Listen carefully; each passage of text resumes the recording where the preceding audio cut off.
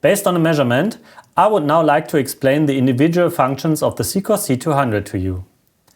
The two radio transmitters are in operation. The C200 is started and we can now see the measurement screen. Now please switch on the wireless headphones F8.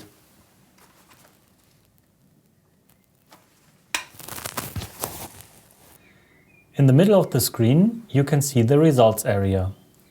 The quality of the peak, the total measuring time, and the calculated position are shown here, as well as the distance from both measuring points. To the right of the results area you will see the transmitter button. The current noise level on the first and second RT200 is displayed there during a measurement. This information is updated regularly. If you tap the button, the transmitter dialog opens. Here you can see more detailed information about the radio transmitters 1 and 2 in the right and in the left section of the display. The following data are displayed for each transmitter: the connection quality, the current volume of the signal, the battery status, and the selected bandpass. A satellite symbol informs you whether the current position of the transmitter is available. In the middle of the display you can select which sound you would like to have available on the headphones by tapping the buttons. It is possible to hear both sounds at the same time. In this case, the sound is emitted by radio transmitter 1 on the left side of the headphones and that from transmitter 2 on the right side. You can also go for just one of the two sounds. This is particularly useful for evaluating the individual coupling points. Use the button below to mute the headphones. In the upper area of the display you can change the volume of the sound output. Use the two buttons quieter or louder to the left and right of the bar graph. The percentage value changes with your settings. Use the back button to return to the measurement screen. Before starting a measurement, first enter the pipe data. At the bottom right of the measurement screen you will see the pipe data button. A schematic representation of the measuring section is displayed here. If you tap this button, the pipe sections dialog opens. In the upper area you can see the schematic pipe representation again. With the plus button you can add further pipe sections. The section activated for entering the pipe data is highlighted in blue. If you tap the activated pipe section again, the section will be deleted. In the table below, 4 buttons offer you the option of entering the pipe data for each section. First enter the pipe length. To do this, tap the length button and enter the data. Confirm your entry with the green check mark. Now select the pipe material. Tap on material and select the corresponding element from the list. Your selection will be applied directly. Now select the diameter of the line. Please note that this is based on the nominal diameter of the line. Now tap on diameter and enter the data. The speed of sound used for this measurement is displayed. Now confirm your details with the green check mark and you will return to the measurement screen. You will see the new measurement button above the results field. Tap the button and the measurement is ready to start. The start button appears. Tap this button to start measuring. You should make sure to start the measurement at a moment as quiet as possible, for example if no vehicle drives past the measuring point or if there are no consumption near one or the other connection point. The button changes to pause while the measurement is running. In the results area you can now see how the measurement time increases, the peak quality develops and the distance from the measurement points to which the calculated correlation peak corresponds. You can break the measurement at any time with the pause button and continue with start. In the lower left area of the display, you will see the filter button. You can use this function to reach all detailed dialogues that help you optimize the result. During each measurement, the C200 regularly calculates optimal filters for the respective noise situation. If you switch to the filter dialog, the system provides you with 2 automatically calculated optimal filters as a suggestion. Tap the button. This takes you to the filters dialog. In the upper half of the dialog, you can now see the filter base. Various functions are available as a basis for the selection of useful filters, which you can select in the settings. We recommend the coherence function as the factory setting. To the right of the graphic, you can see the currently selected filter limits on a button and below that the information about the current autofilter 1. If you tap this button, you will see the autofilter 2. Tapping again takes you to the manual filter. So you can always switch between the autofilters and the filter you have set manually.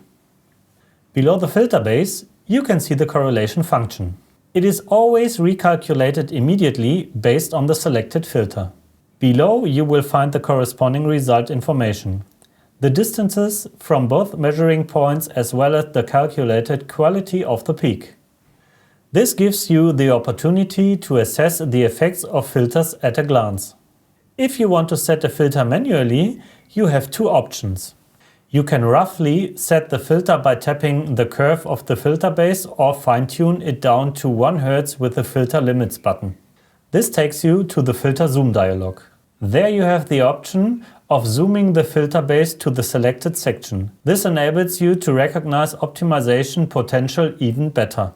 In this dialog too, you can select the filter limits by tapping directly in the filter base or set precisely using the two buttons upper and lower filter limit.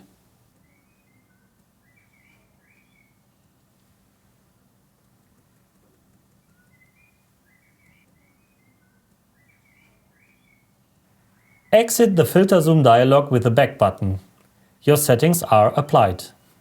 If you want to make further improvements to your correlation result, you can also use an extended correlation dialog. Tap the correlation function to open this extended dialog. You can now see the correlation function in the upper half of the display. This large display allows you to recognize smaller secondary peaks much better. You can now set a mark by tapping in the correlation and you will immediately receive the associated data of the secondary peak in the results area. Two function groups lead to the optimization functions peak suppression and sound velocity measurement. Peak suppression is very useful if you see two peaks in the correlation function and one of them matches to the position of a known sound source, for example a pressure regulator. For better visibility of a second peak, you can suppress the peak corresponding with a known position. To do this, tap two positions in the graphic to the right and left of the peak to be hidden. The hidden area is fit in orange and the curve is recalculated. The formerly smaller secondary peak can now be seen much more clearly. You can undo your selection by tapping the Show Peak button. Start the feature of a sound velocity measurement with the corresponding button. A second measurement on the pipe section, but with an artificial leak, can completely rule out the influence of the speed of sound. We recommend the Sewerin seminars for further information on this topic and for carrying out such a measurement. If you now go back to the measurement screen, you will see the File button in the upper right corner of the display. This takes you to the File menu where you can save the actual measurement or open saved measurements. If you tap on Save, you can add a comment to your measurement.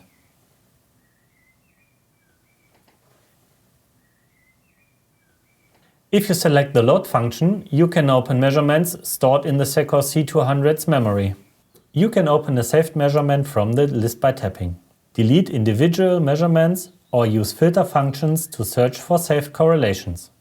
If you leave the File menu, you are back in the measuring mode. In the upper left area of the display, you will see the Settings button. During a measurement, you can use this button to find information on the effect of noise suppression, the number of individual measurements carried out, and information on the charge status of the system components.